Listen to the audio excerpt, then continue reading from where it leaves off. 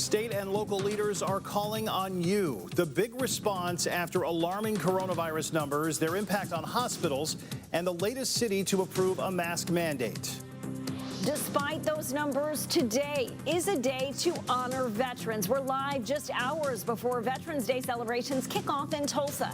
Their plans to stay safe and say thank you. The search is on for a man who police say let his dogs attack another man. The charge he's facing in that man's death. Covering news that matters. Fox 23 News This Morning starts right now. Good morning, I'm Michelle Lynn. And I'm Ron Terrell. It is 4:30. A lot of response across the state as we look at COVID-19 hospital numbers. After months of pushing from Tulsa's Mayor, Jinx became the first Tulsa suburb to approve a mask mandate. Those stories in just a moment. First, cold temps to start your day. Meteorologist Michael Sager is in the Fox 23 Severe Weather Center tracking how big of a drop we saw overnight. Yeah, temperatures a bit down where we end up this afternoon in about 10 minutes. State health officials reported another day with a high number of coronavirus infections. Tuesday, they announced more than 1,700 new cases. There were 7 newly reported COVID deaths. The rising number of active cases now tops 20,000. More than 3,000 of those are in Tulsa County. The state reports a new high for COVID hospitalizations, 1,248 patients with confirmed or suspected cases of COVID-19. 340 of those patients are in intensive care. The state reports just 57 ICU beds available statewide. Responding to those numbers, Jinx is the first Tulsa suburb to require face masks in public. We brought you live coverage last night as city councilors voted to require face masks for anyone over the age of 10. The police chief spoke in favor of the mandate, sharing that 2 of his officers are fighting the virus and saying it would help protect the police force. That mandate is in effect until January 31st. The impact on hospitals was a primary topic during news conferences in Tulsa and Oklahoma City. Tulsa Mayor G.T. Bynum was upset Tuesday. He talked about city employees who are suffering from COVID-19. He said one employee was turned away from 2 hospitals because his respiratory function wasn't bad enough, despite running a fever over 105 degrees. Another city worker who tested positive was not admitted to the hospital until he got pneumonia. Bynum says taking simple steps like wearing a mask should not be a partisan issue. Instead, he said it's about saving lives and preventing suffering. Last week, we honored and buried a great public servant in this community who was 40 years old. This wasn't somebody's grandfather. This was a young guy with kids, whose kids are going to grow up without their dad because of this virus. Mayor Bynum talked about Officer Jared Lindsay, whose funeral was last week. At Governor Stitt's news conference in Oklahoma City, he and state medical experts also discussed the rising hospitalizations and urged people to wear a mask, watch their distance, and wash their hands. Governor Stitt stands by his decision to leave mask mandates up to individual cities and counties. As far as a mandate, I've been very clear that I don't think that's the right thing to do. This is a personal responsibility. This is pleading with people to do the right thing. Governor Stitt and state medical experts also talked about the Pfizer vaccine. They say it's unclear just how much supply Oklahoma will get. The governor also urged college students to get tested for COVID-19 before heading home for Thanksgiving break. Tulsa leaders are putting a face to those rising coronavirus numbers. 74 police officers, 62 firefighters, and nearly 50 other city employees are in quarantine this morning. Fox 23's Amanda Harry is live with how our city's ICU bed numbers have already changed since yesterday. Ron, Monday evening, there were no ICE treating COVID patients. That was hopeful. All that coming up in the next 30 minutes. Live in Tulsa, covering news that matters. Amanda Harry, Fox 23 News. It is the last day of school in person for 6th through 12th graders and Bovers elementary students in the Union School District. They're all moving to distance learning tomorrow. The district says due to a shortage of substitute teachers and a lack of bus drivers, they just can't safely operate school in person right now. They will return to classrooms after Thanksgiving break on Monday, November 30th. OU and OSU are putting their Bedlam rivalry aside to be on the same team in the fight against COVID-19.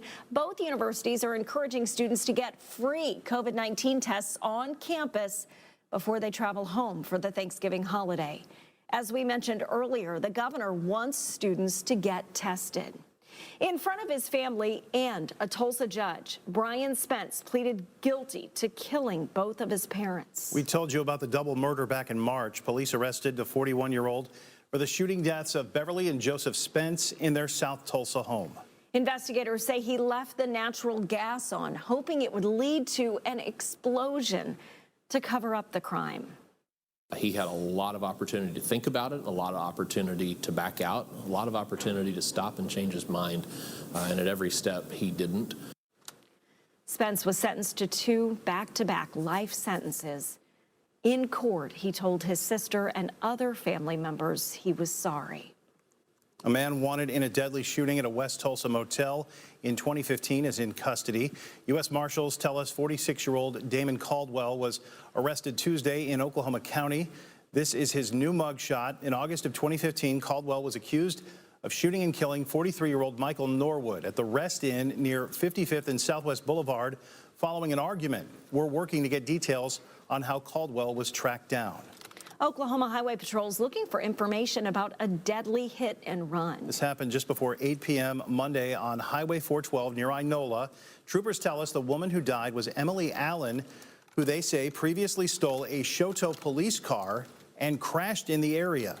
At some point following the crash, troopers think a red GMC or Chevy truck hit and killed Allen. Troopers say there may be damage to the passenger side of the truck. They're asking anyone with information to give them a call. Only on Fox 23, a paramedic's TikTok video is attracting widespread attention to an Oklahoma case that happened more than a decade ago. Every paramedic has that one call that was the worst call that they ever ran, and it completely defined their career. Kristen Moyes says a lighthearted makeup tutorial took a turn, going viral as she looked back on a memory from 13 years ago. In 2007, Moyes was in the first ambulance responding after a drunk driver hit and killed 5 people near 12th and Memorial. She says her video and those memories are connecting her to other paramedics and family members of the victims. It's been a beautiful thing to be able to connect with these people and, to have them be so thankful for, like us and what we did that night. Recently, the driver, Kimberly Graham, appeared back in court. A judge is now weighing whether Graham's 107-year sentence could be cut short. It follows the recent McGirt decision, the case now under federal jurisdiction. Happening today, thousands of veterans and community groups are expected to take part in Tulsa's Veterans Day Parade. This is the 102nd year for the celebration. Fox 23's Naomi Kidd is live at the VFW near 6th in Peoria with how organizers are getting ready. Michelle, despite the coronavirus pandemic, I'll have that part of this story for you at 5. Reporting live in Midtown, covering news that matters, I'm Naomi Kitt, Fox 23 News. The Fox 23 News team working to recognize veterans this Veterans Day. We're asking you to send us pictures of vets on our Share With Us page with a short message about the photo you shared and what their service means to you. Yes, thinking of all of our veterans and saying thank you today. It is cold out there. Mother Nature was crazy yesterday. Yeah, we had all kinds. We pretty much every season yesterday, didn't in we? one day. Yeah, no thanks. Not a fan of that. Variety is good, but no, not in that case. Meteorologist Michael Sagers in the Fox 23 Severe Weather Center tracking who's under a freeze warning. Yeah, we've got a freeze warning. Right now, 4:43 is the time, already getting in the Christmas spirit, where you can see this incredible holiday display. A gruesome attack. The man now wanted for murder after police say he watched his dogs maul someone to death. 4:45, Tulsa police are looking for the owner of 3 dogs after a man was mauled to death. 34-year-old Benjamin Spence is wanted for second-degree murder. Fox 23's Scott Martin is live at the Mingo Valley Police Division with the disturbing details. Yeah, Michelle, the police report paints a very grim picture of the last moments of 26-year-old Curtis Wickham's last moments. Coming up in the next hour, what police say the suspect did after after the dogs quit attacking. We're live in Tulsa this morning covering news that matters. I'm Scott Martin, Fox 23 News. The big gun show, Wanamaker's Tulsa Arms Show, is now called off this weekend at Expo Square because of the spike in COVID-19 cases. The city of Tulsa and the Tulsa Health Department require any event with more than 500 people to submit a COVID-19 safety plan to the city. The Expo Center COO tells us they ultimately leave it up to the event planner to decide if they're going to cancel an event. A Midtown restaurant has become a must-do holiday tradition for many of us. Stepping into Roosevelt's on Cherry Street is like stepping into a Christmas wonderland. The decorations usually bring in a lot of people, but because of the pandemic, they've taken precautions like limited seating and mask requirements for guests when they're not sitting. Roosevelt says they are happy to be able to continue the tradition and give people a little bit of Christmas joy. This is a unique year that we all need this, right? And Christmas and that season is an escape for us. It brings positive emotion, and this emotional roller coaster we've all been on together this year. When you come in here, it just feels good. I mean, your soul settles down, you get in this Christmas spirit. Oh, it's so beautiful. They will combine the decorations with a light show starting Thanksgiving week, something I've looked forward to so many years. Love to take the kids and have brunch, just a holiday tradition. Yeah, that place every year really comes out full force with the Christmas And I think the light decorations. shows like every 15 minutes. I can't remember how often it is, but it's so cool when it starts. Everybody gets quiet and looks up. It's so fun. It's awesome. Gotta love it.